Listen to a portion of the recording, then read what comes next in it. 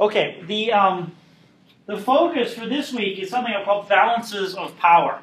And by that, I mean sort of new players coming into the geopolitical sphere, coming into the geopolitical arena in the middle of the 19th century. Players whose rise to prominence is going to be tied, among other things, to their ability to industrialize, that being one of the markers of these states which are exercising such position, such predominance globally during the middle of the 19th century.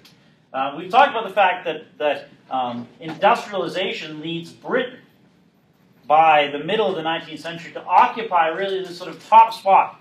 It's the world's largest industrial manufacturer.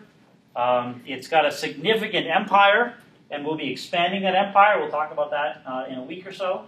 It's also, due to both its commercial and its imperial ventures, created the world's largest and most imposing navy. And these are something to think about because all of these, economic capacity, specifically industrial capacity, imperialism, and naval power, all of these are part of the story of these two other powers that start to emerge in the mid to late 19th century. One of them is Japan, and we'll talk about Japan next time when I have the capacity to put the PowerPoint up. But the other is the United States. The United States in the mid to late 19th century is beginning to emerge as a global power in its own right. And what I want to talk about a little bit today is how the United States begins to sort of understand itself as a global power. Some of the reasons behind the United States, behind the American drive to gain global recognition, and the ways in which that ultimately leads to what we might think of as a period of American imperialism.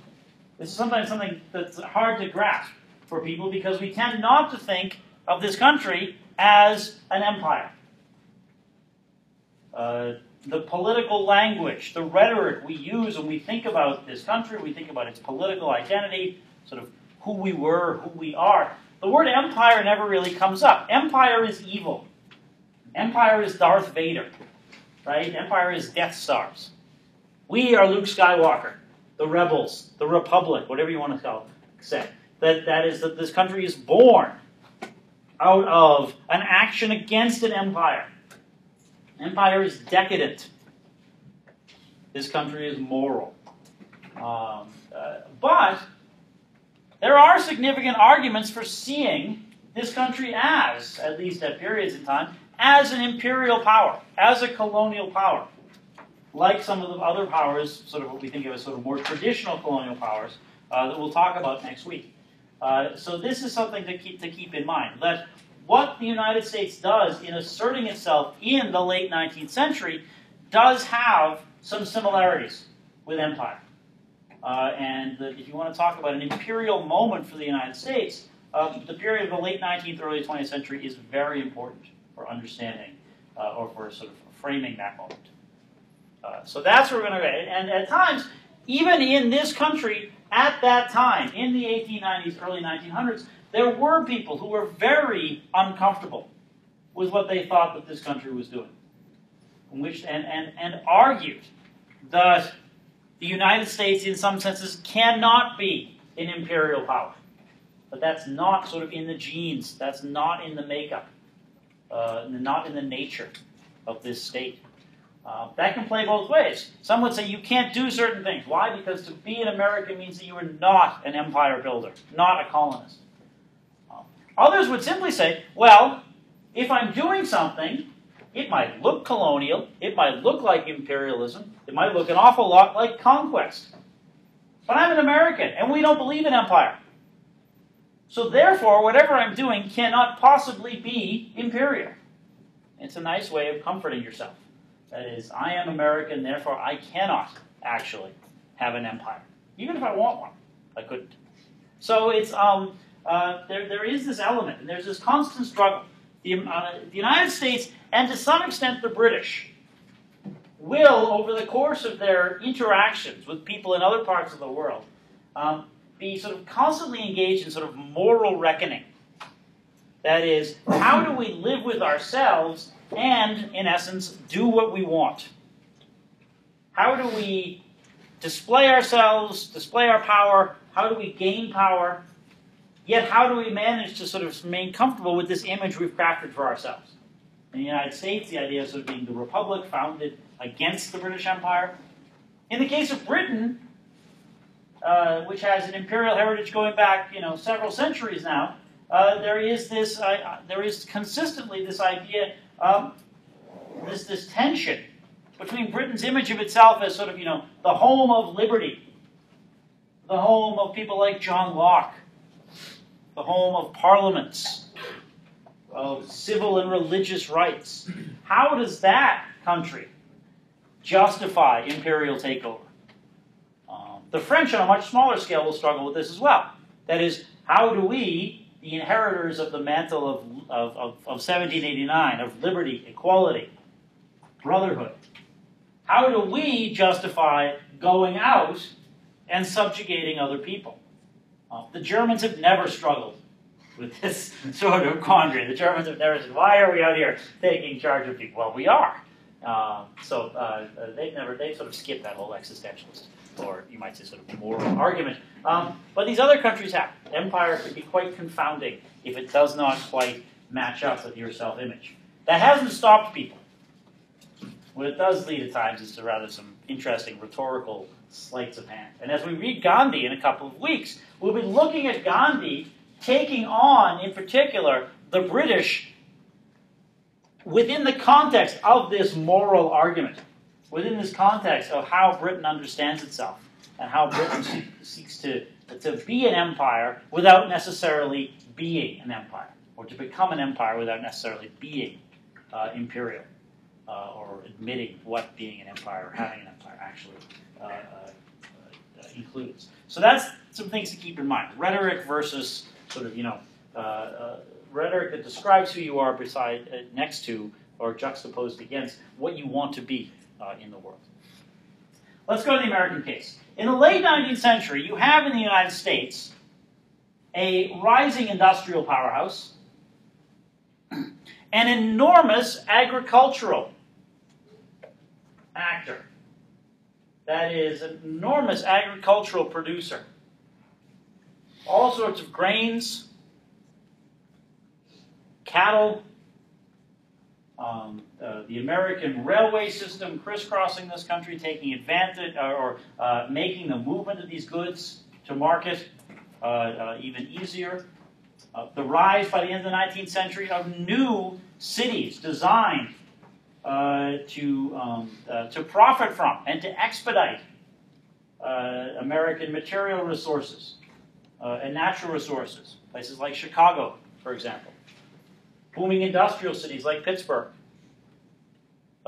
New York, which is becoming a rival, not quite caught up yet, but a rival to London as a world financial center.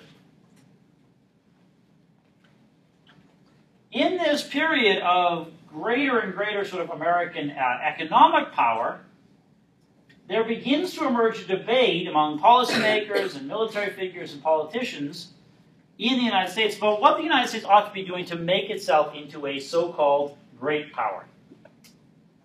What does the United States have? What does the United States need to do? There are several arguments that are made from people from different perspectives. But people who argue that the United States needs to take this next step, that economically and politically, the United States is at a certain point, has attained a certain level of accomplishment and influence, but that needs to translate into actual power in the world. And there are people who are going to make different arguments about what that entails and what needs to be done. The most famous theorist of military power, and especially naval power in the late 19th century, is an American naval officer, a man named Alfred Thayer Mahan, who becomes, among others, a favorite, or someone whose work is widely read by presidents and cabinet officials, military officials, people like Theodore Roosevelt even. He's a naval man?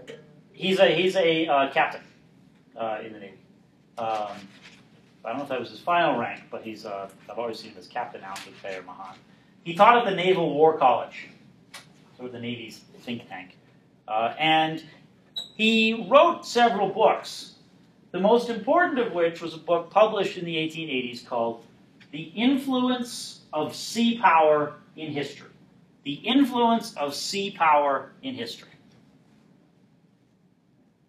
And what Mahan basically said, he said that any state, any empire, any people which wished to occupy a certain position in the world had to do so by virtue of their great naval strength. That is, he said, is there one thing that underlines all great empires, great nations? It's naval capacity. Whether it's the Romans or the Greeks, all the way up through the British in the 19th century. Yeah. What was the name of that book? Oh, it's called The Influence of Sea Power in History. When did that happen? I think it was published in 1889. The Influence of Sea Power in History. And he wrote all sorts of other things, and he wrote opinion pieces and editorials about this. But this is his basic thesis. They all sort of dwelled on this one particular sort of idea, which is that you had to have a powerful navy. And not just a navy that was based at home. You had to have a navy capable of wide-ranging, sort of global prominence. In order to have a navy, you had to have bases, not just simply in your home territory, but in other parts of the world. Bases where you could resupply and refuel. Bases where you could project your power into other parts of the world. Where you could make your power felt. So what Mahan is saying is that you need a navy, and you need an expansive navy. A navy which has a long reach, and a navy which sort of establishes itself in outposts around the world. So the people around the world cannot forget your power. That is, a navy is used both to exercise power and simply to show power, to demonstrate your capacity. Goes all the way back to, think of Zheng He out there in the Indian Ocean, demonstrating Chinese capacity. Not necessarily participating in full-on conquest, but being out there so that he can show what China is capable of or has the ability to do. So this is what Thayer Mahan is up to. And his work is going to be influential on people who will begin to look at the world in sort of strategic ways. And will begin to argue that in order to function properly, the United States needs to have a complete or should I say, an even more sort of comprehensive two-ocean navy, an Atlantic fleet and a Pacific fleet, that it needs to go out and find places that will be useful as outposts, useful as bases. This is something that Americans had been thinking about even in the 1850s. One of the things we'll talk about on Thursday, but I'll mention it briefly now, is that in the 1850s, there was a significant American naval presence in the Pacific to protect American trade to China and Asia generally. Also, to some extent, to protect what was then a rapidly declining American whaling industry and whaling fleet out, especially in the South Pacific, where the last few whales seem to be. And as part of that, there was an effort in the 1850s to land in, to basically sort of break the isolation of Japan. Excuse me? The black ships, the so-called black ships, because they steam-powered ships, and these sort of, coal, smoke-belching ships that pulled into Japan in 1852. That this is part of this American extension. They were looking, first of all, simply to get access to Japan for places to refuel and resupply. And we'll talk about the long-term ramifications of that particular incident next time. But this is something that had already been on people's minds. Mahan just was putting it in the most concrete form. You've got to go out and get outposts and bases, strategic locations that will allow you to project your power globally. So that's the first element going into, you might say, sort of this American drive to assert themselves in the world. The second element, if Mahan is sort of operating from a naval strategic point of view, the second element might be called the economic argument. The American industry, to continue to thrive, needed to continue to find new markets for its goods, particularly the new markets in Asia, which still seemed a little bit up for grabs, especially China and Japan. Now, this is not solely an American desire in the late 19th century. Lots of industrial powers, the Germans, the British in particular, are also trying to break into Japan. Among other things, the Americans will be proponents of what comes to be called the open door policy at the turn of the century. That is, that there ought to be no restrictions on who can come in and trade with China. Or at least there ought to be no countries excluded. For those who embrace this idea of an economic rationale for expansion, they're not simply looking at China. They're looking at Asia also as a place that will provide sort of a jumping off point to China. In particular, they're looking at Japan and the Philippines as places where America might exert influence and might in fact be able to ultimately create some sort of base, acquire some sort of territory, especially in the Philippines, that could be used as sort of, again, this sort of, launching pad for much greater volume of trade into China. So that's the that's an economic argument being made. There is some discomfort with this idea of sort of economics as a rationale for imperial expansion. And this is illustrated by something that goes on in the early 1890s, not involving China or the Philippines, but actually involving Hawaii. In the early 1890s, Hawaii is an independent state. It's got a queen whose name is Liliuokalani, the last queen of Hawaii, as it happens. It is a group of islands which has attracted a lot of attention in the late 19th century. First with sort of American missionaries, some of whom ultimately settled there, and then with American agricultural interests, growing fruit and particularly growing sugar in Hawaii. That is using indentured labor brought from China and from Japan. American sugar growers create these vast plantations and basically almost sort of dominating, one or another of the Hawaiian islands. There's a Hawaiian parliament, but there's still a queen, Liliuokalani, with some actual political power. In the 1890s, the sugar growers in Hawaii, again, largely Americans, are very concerned because they, after all, are growing sugar in a foreign land. And in the 1890s, as part of sort of a general global trend towards agricultural protection, the American government starts to impose duties, extra taxes or customs, on foreign-grown agricultural goods like sugar, which has an enormously negative impact, or looks likely to have an enormously negative impact on Hawaiian sugar growers, because they are, after all, growing foreign sugar. And therefore, their sugar will be subject to tariffs and duties, which will make it much more expensive to sell in the United States, and ultimately cost them the significant position they have in the American market. In the early 1890s, the American sugar growers in Hawaii decide that their best bet, in fact, is to overthrow the Hawaiian government, to accuse the Hawaiian Parliament of ineffectiveness, to accuse Liliuokalani and her court of unbelievable corruption. They organized basically into their own private army. And in 1893, at a point in which, fortunately or by enormous coincidence, there are several American naval vessels docked in and near Honolulu. These sugar growers basically stage a revolt. They overthrow the parliament and they oust Liliuokalani. They basically take over Hawaii. When was this? This is in 1893.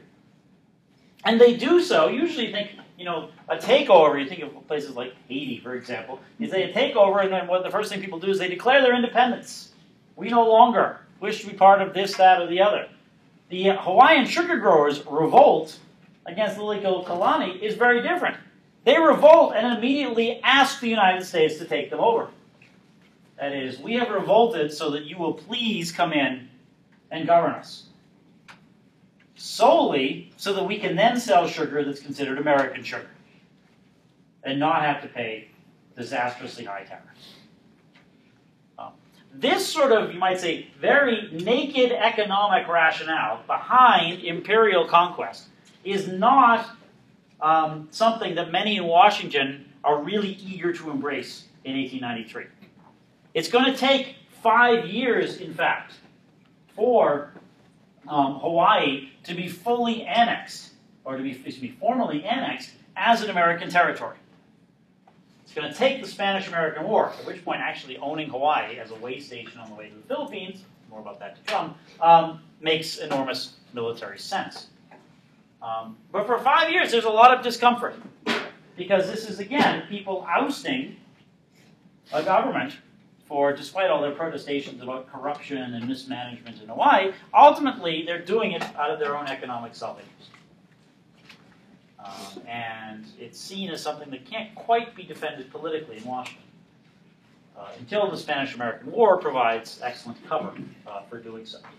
But there is this economic argument being made about empire, and that it's particularly pushing the Americans towards Southeast Asia and trying to gain territory, gain access to various places that will allow for greater American economic activity and trade into China. There's one other element behind American imperialism, something tied to, in fact, Theodore Roosevelt, perhaps most specifically. That is what some historians call social imperialism. That is, there are some in the United States who argue that going out and taking colonies, going out and engaging in imperial conquest, is fundamentally morally good for the United States. Not only does it bring about strategic benefits or economic benefits, but that it's good for society to go out and fight a war every once in a while. One of the big proponents of this is Theodore Roosevelt,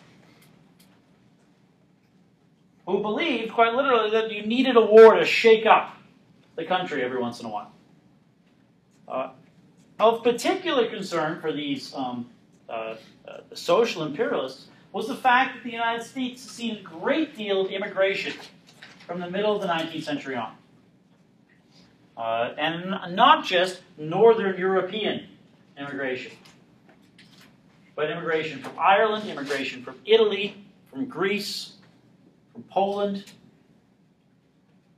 People who were deemed potentially sort of immoral, who potentially didn't possess the character or the backbone. That's the argument that some people made in the late 19th century. Who were at risk of weakening the American population. That was one of the things that Roosevelt and others believed. That is that, in essence, the influx of immigrants was, in some ways, leading to a deterioration of American moral strength, and American physical strength even. That these were people who came from what was considered to be inferior stock, was one of the quotes used. And what Roosevelt believed was that in that case, what you needed to do is you needed to whip the nation into shape, and what better way than by fighting a war? Roosevelt also was a believer, as others around him were, in what might be called social Darwinism, which was attached to this belief that there were sort of, inferior peoples. Roosevelt believed that nations were like people, or nations, excuse me, were like species, and that they were locked in this struggle for survival. Kind of a rather strange misreading of Darwin. But this notion that nations needed to retain their advantages, that they were locked in this sort of, struggle, this very sort of basic zero-sum struggle for survival. And that Roosevelt believed in that context. Going out and taking territory was good. It kept your country's fitness level high.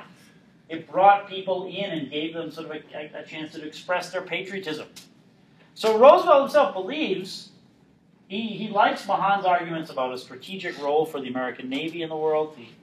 He is interested in American economic expansion, but he also thinks it's just good for American society.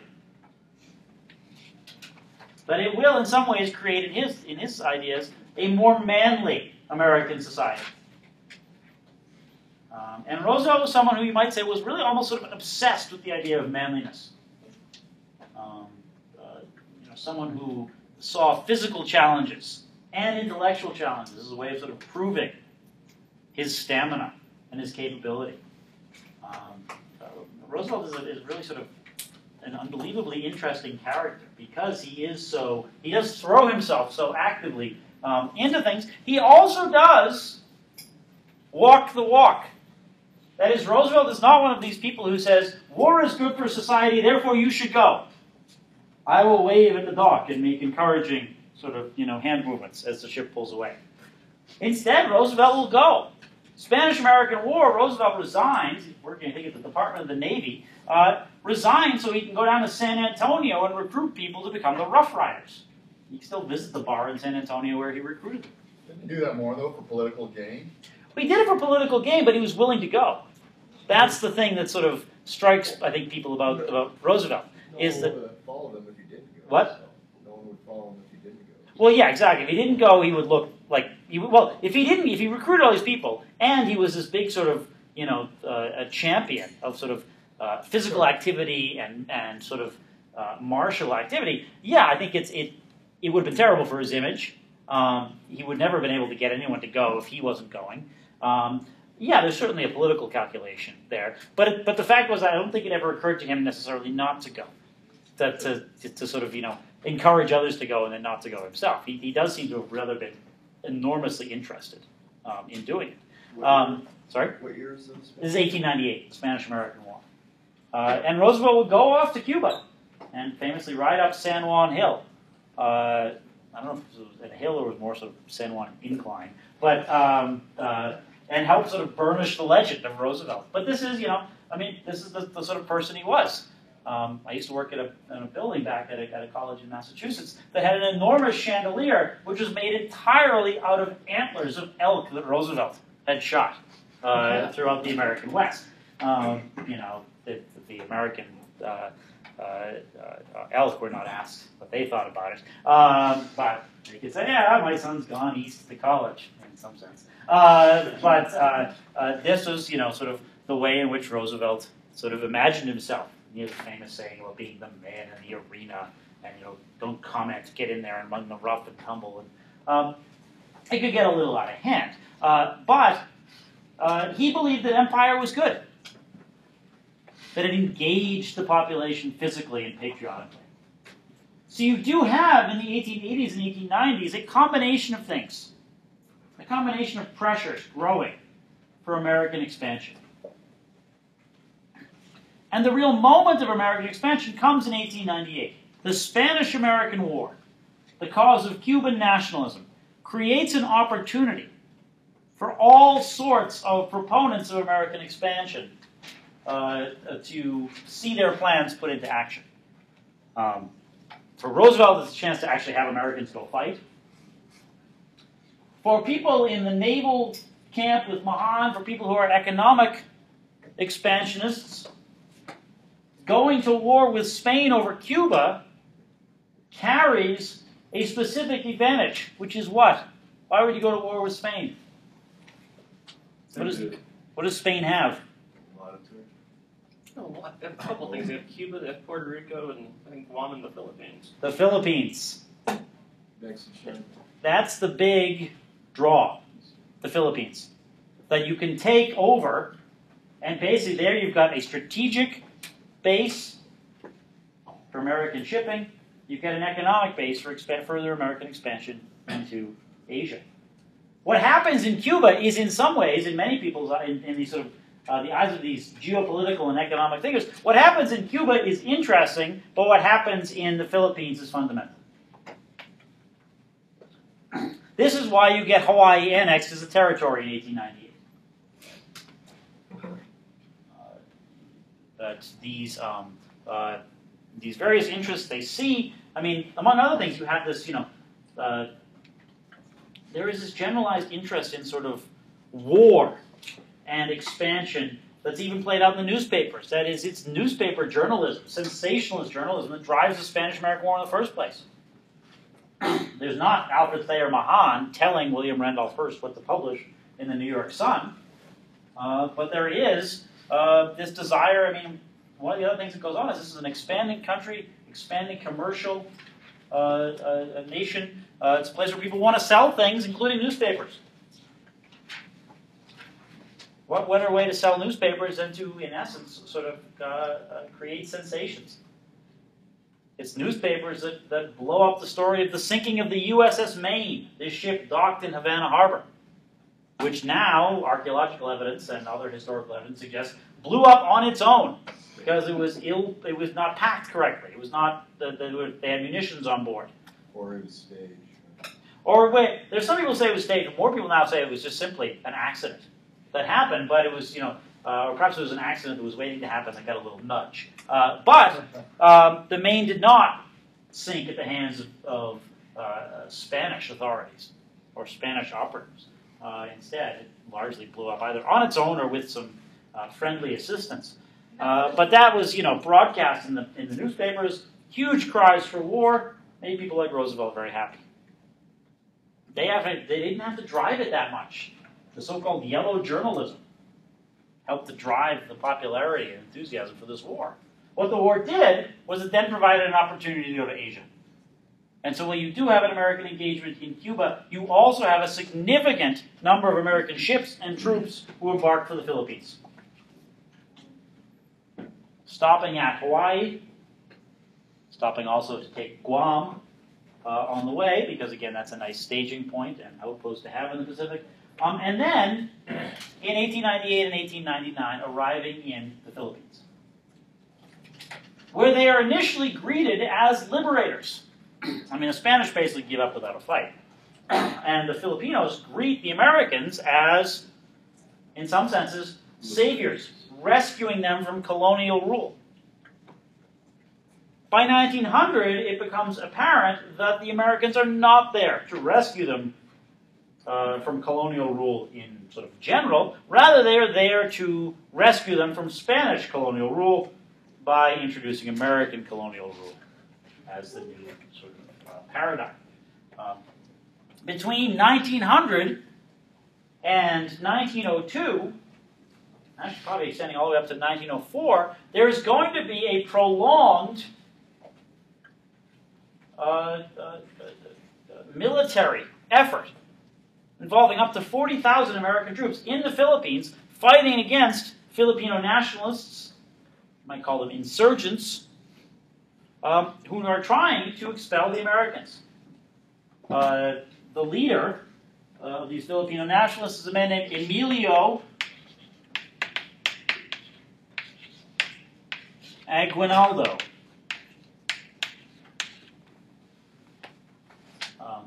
He will have the last laugh because right after the Second World War, he will become the first freely elected president of the Philippines. But it's apparent that the Americans are there. The Americans are there to stay. The war in the Philippines becomes very controversial in the United States.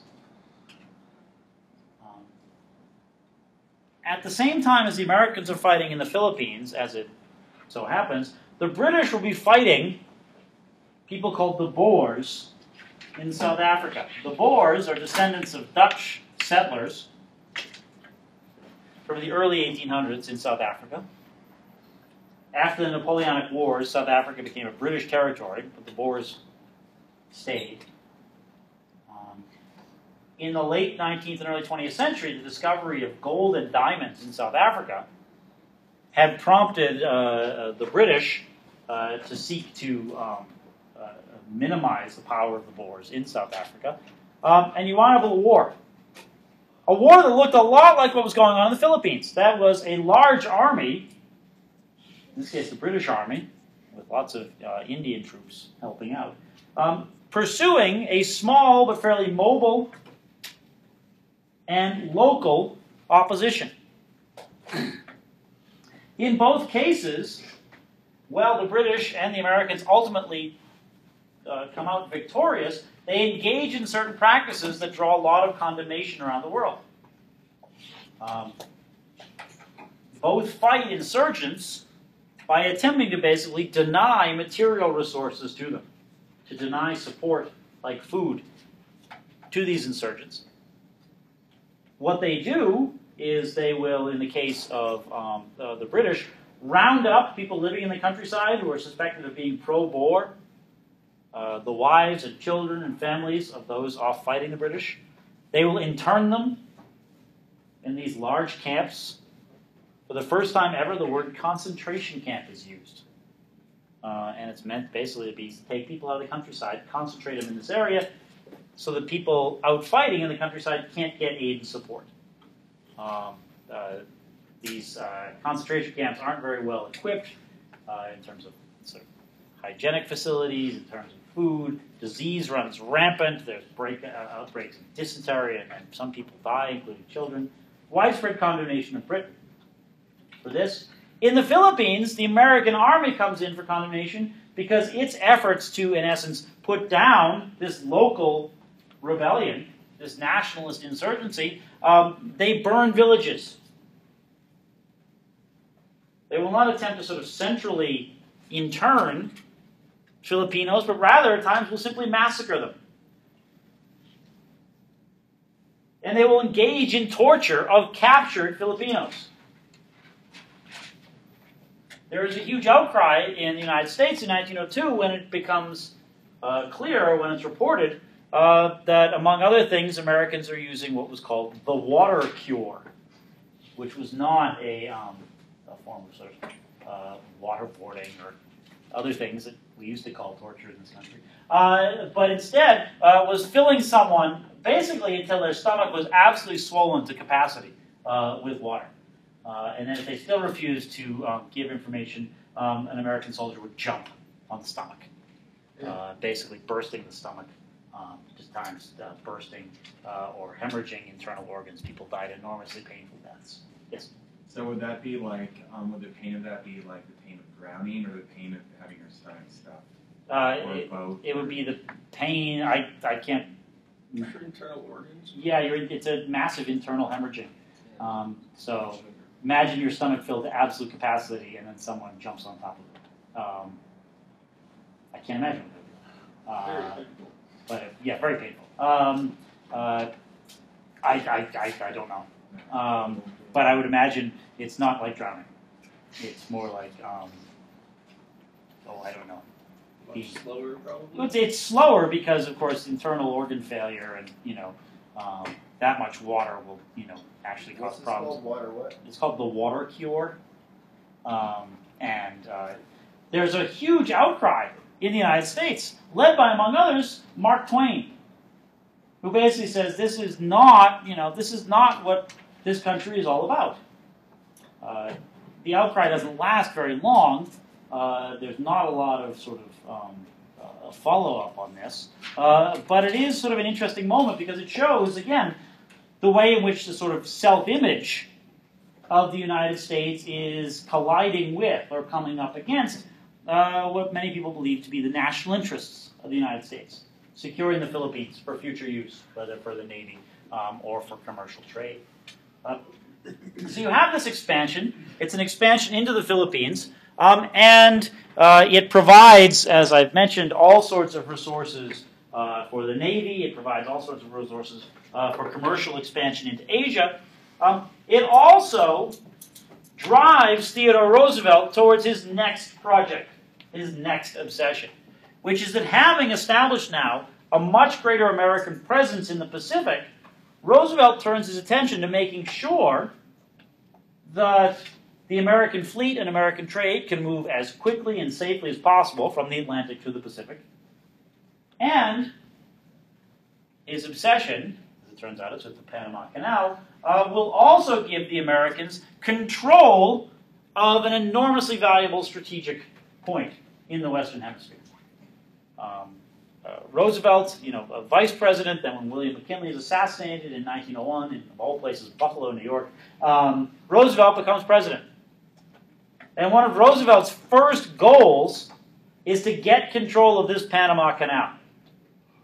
So we'll turn to this next. The Panama Canal was, in essence, the successor, we'll be talking about this other canal next week, to the Suez Canal, S-U-E-Z, the Suez Canal, which was completed in Egypt in 1869, connecting the Mediterranean to the Red Sea. You didn't have to go overland to get between them now. The canal cut straight through. The canal had been built by a French company, given a contract and as part of a partnership with the Egyptian government. After digging this canal, which is considered sort of the greatest feat of engineering of its time, the canal company turned its attention to Panama, to this idea of a canal connecting the Atlantic and Pacific Oceans. The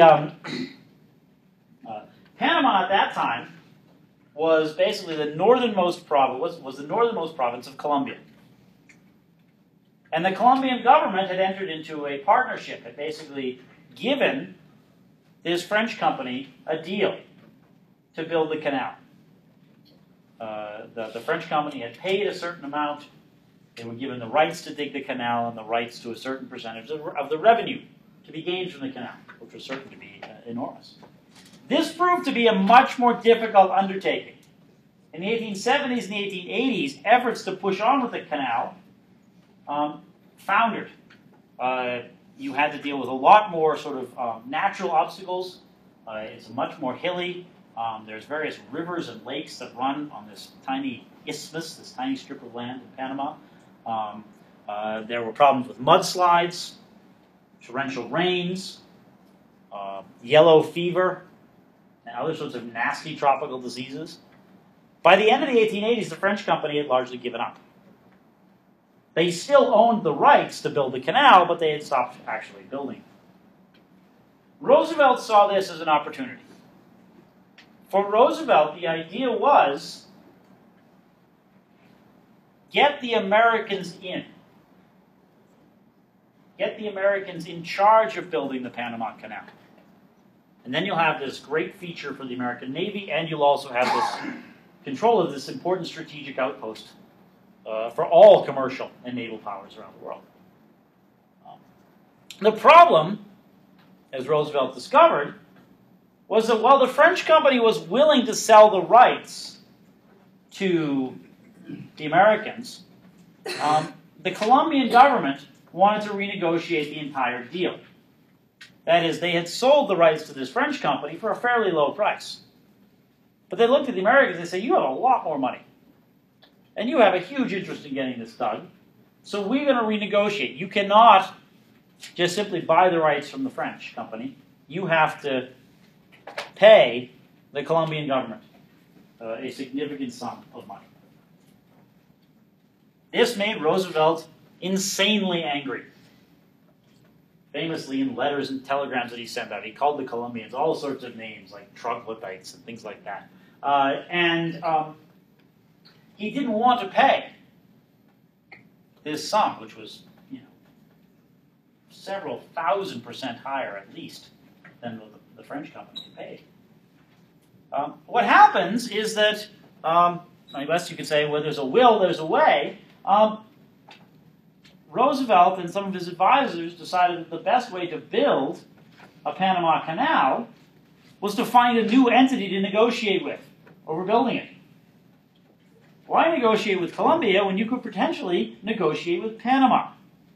Now, the problem is, of course, Panama didn't exist. That's a mere stumbling block. In 1902, 1903, the American government, American business interests, with the French, especially the French guys who were eager to sell out their share of the canal, worked to basically help generate and foster Panamanian nationalism, encouraging this northernmost province of Colombia, where some people felt that, yes, they were sort of neglected and treated as a provincial backwater, and that if they controlled the canal or were the ones who had made the deal for the canal, that they'd get a lot of money. The Americans make very persuasive arguments and help to basically create a huge drive for Panamanian nationalism.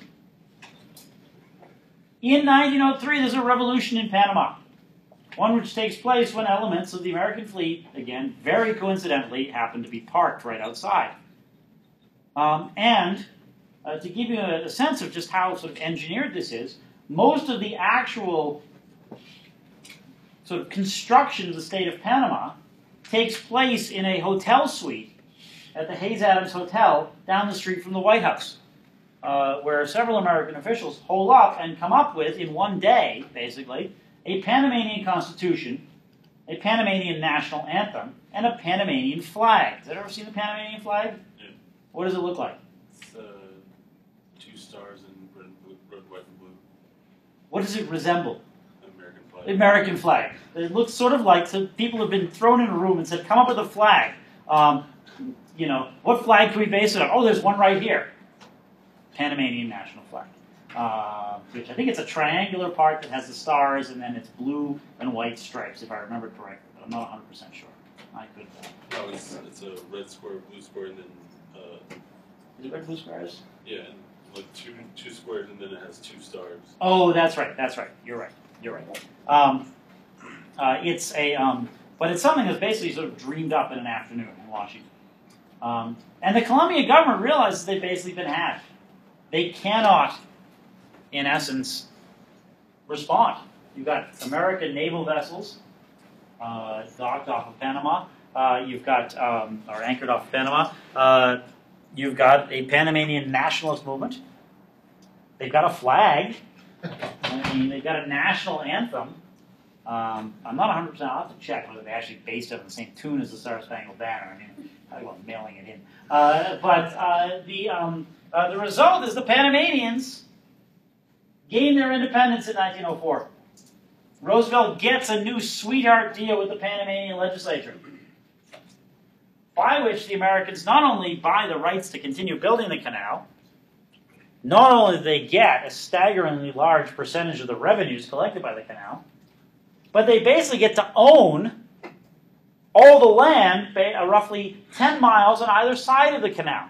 That's actually going to be the United States, American territory. It's called the Panama Canal Zone. It is technically American territory. Still to this day? No. In the 1970s, a treaty is signed that returns control of the Panama Canal to Panama. But you do have created there for much of the 20th century this tiny little American outpost. Eventually, it sort of looks like something you'd see on Long Island. Suburban houses, little league fields, and elementary schools. It's where John McCain was born. Back when people were saying, who's right to be president? Who was born in this country? The uncomfortable fact, of course, was John McCain was born in Panama. But because it was technically American soil, it counted. It turns out it doesn't really matter anyways. But it was sort of interesting to have 2 people running for president in 2008, one of whom was actually born, neither of whom was born on the mainland United States, in the lower 48, you might say. I think that's the first time in history we've had that. The sort of final push for Roosevelt is not simply the building of the canal. It's completed in 1914. It represents this huge American asset in the Western Hemisphere.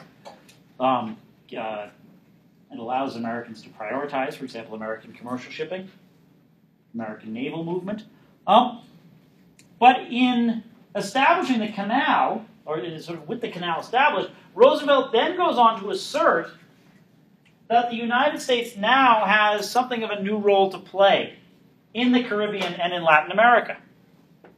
One of the things that he does in 1904 is he proclaims what comes to be called the Roosevelt Corollary.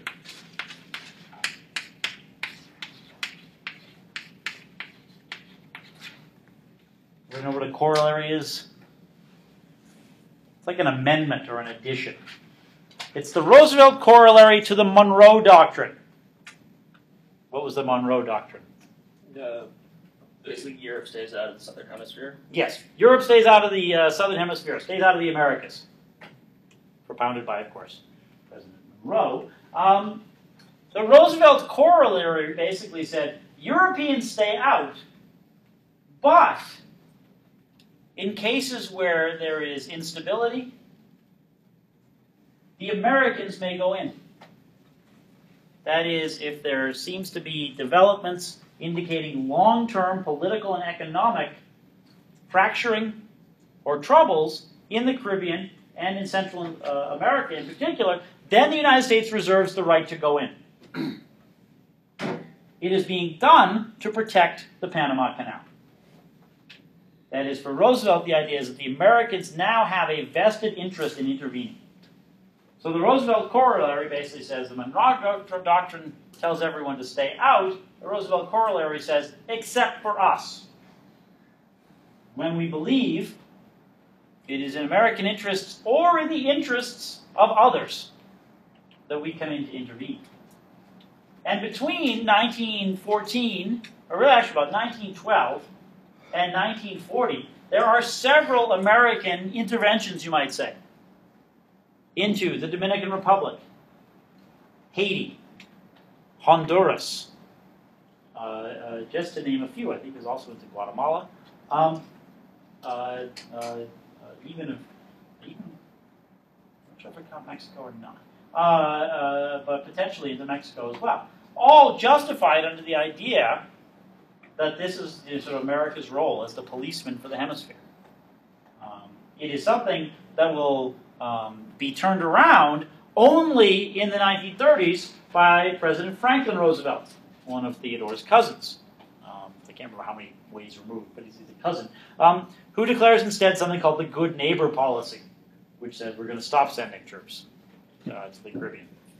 And is part of Roosevelt's way of trying to sort of rebuild American relationships in this hemisphere.